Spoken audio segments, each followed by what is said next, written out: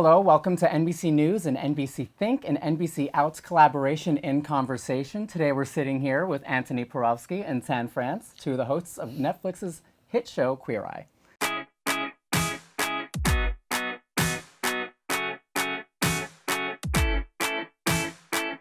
All right, and so I want to talk about how literally everybody in my Instagram story, when I posed a question, what do you want to know about Antoni and Tan? Do they hate each other? I'm very sorry they focused on this.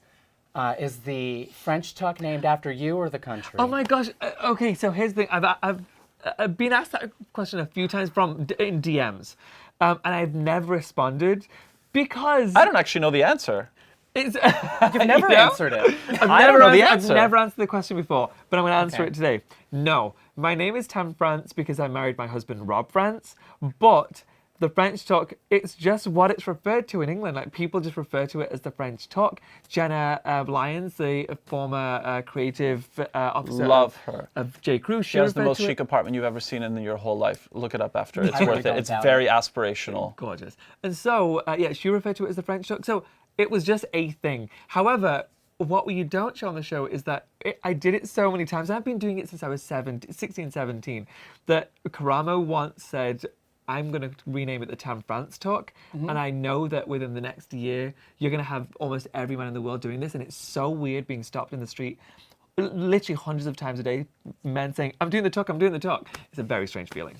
I mean, my people that I work with are just like, oh yeah, I'm doing the French tuck today. Yeah. It's weirdly universal. I know. But it makes sense. It's a smart thing. You never know what's going to catch on. I know. Never thought Right. that would become a thing. So one thing that I love about this show is you get to learn about so many different parts of the country, so many parts of the queer community. And so in season 2, you got the opportunity to work with someone who's transgender. And I wanted to know, what did both of you learn about yourselves and then the community itself? I think with Skylar, I don't want to speak for you, but like from the conversations that we've had, like going into it, there was definitely a little bit of like a record scratch of like, we're supposed to be representing our community and we are ignorant AF. I started researching a lot and reading a lot, and I sort of took Tan's cue of just being like, you know what? I'm not going to come in here and I'm going to pretend to be like some kind of an expert. I'm not going to be preachy or tell somebody how to live their life when I don't know what their experience is like, because that's what privilege is. And I wanted to go in and just be inquisitive and do it in a gentle, caring, respectful way. And the amount that I got to learn from Skylar about the trans community as a result of coming in with humility is a lesson that I'm going to take on in all of my affairs going forward in life with any human that I approach, because that's how it has to be done. Listening is so important. And just because we're hosts on a show doesn't mean that we have to go in there and just preach whatever our culinary or fashion gospel is, but sometimes it's about sitting down and just asking questions and be like, I'm embarrassed to say that I don't know. I don't know, and that's okay.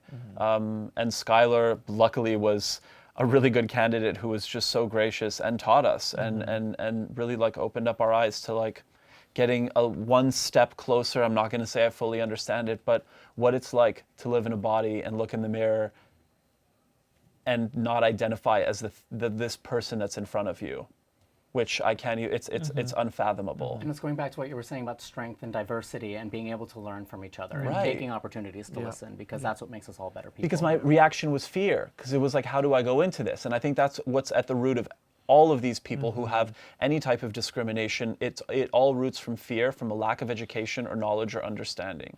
For me, partly going into that episode, it was embarrassment. I felt embarrassed not knowing up until that point what somebody like Skylar may have gone through. And I also thought, I don't want to embarrass myself on international television saying, I don't really understand this. I'm so glad I let go of that and just wanted to be honest and say, I don't know, and I'm not going to assume anything. You tell me. You guide me. Yes, as Antoni said, we are the hosts of this show. You guide me. And it's not that we were judgmental or had any preconceived notions, but it's not about that, because we do have a responsibility as representing our community.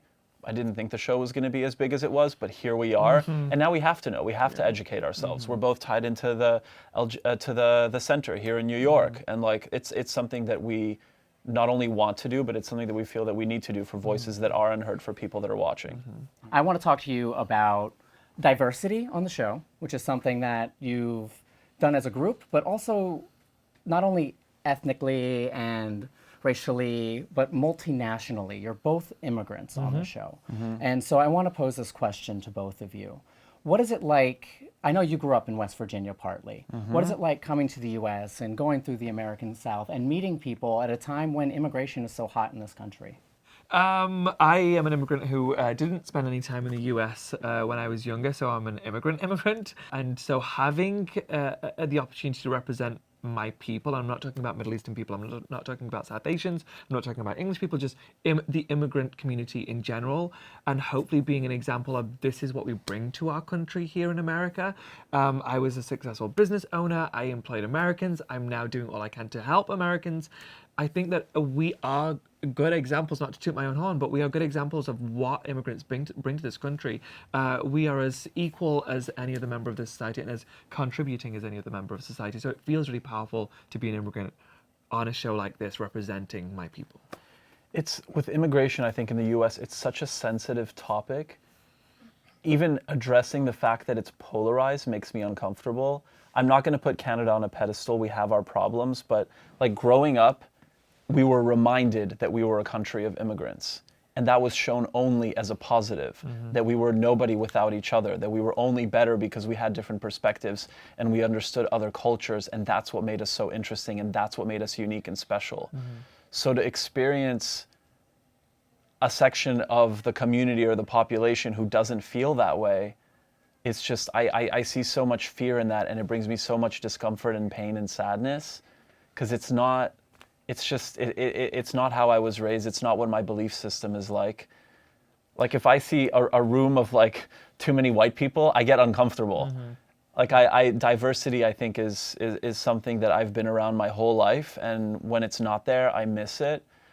It teaches us about different ways of eating and different things to eat, languages. It touches on fashion, grooming techniques. It can only be a good thing in my mind. Like there's no other way to see it. I try to be open-minded and understanding like other ways and other people's belief systems and perspectives, but like immigration touches on diversity, and I just think it should be something that's only encouraged, because you only learn and you only become a better person the more different cultural backgrounds and heritages and ethnicities you know. Like you become a better person ostensibly. And we're darn privileged to be on a show on a network that allows us to engage openly in conversations about immigration and anything else we might want to discuss. We're encouraged to do it. Yeah, in exactly. fact. Netflix has encouraged us to really talk about anything we want to talk about, and so nothing's off the table. And I think that's what is very special about our show also.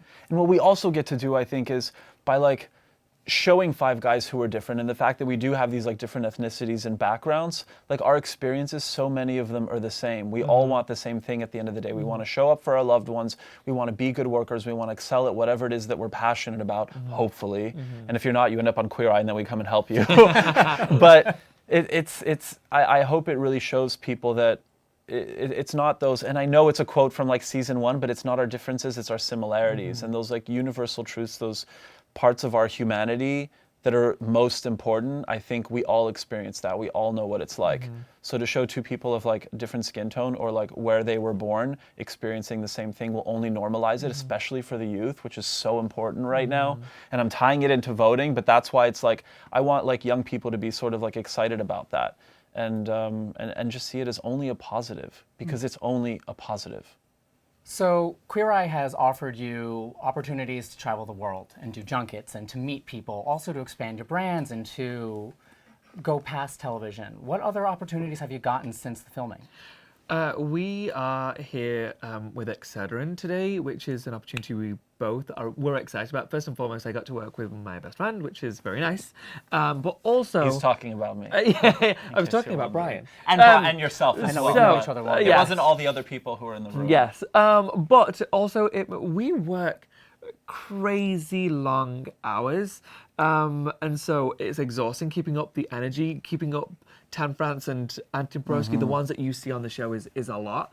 Getting an opportunity to work with brands that actually work very in tune with what we're all about, what our life's about now, is awesome. And it all starts out as a conversation as well. What was lovely with Excedrin is that we got to have that actual conversation and figure out how to make it as organic as possible, because people aren't dummies. People are smart and they want to relate to things in as organic a way as possible. Not to toot our horn, but I think that like we really pride on ourselves on trying to align ourselves for the most part with things that make sense for us, things that we're actually proud of, that we can organically support. Because I'm finishing your sentences, because we're best friends and that's what we do.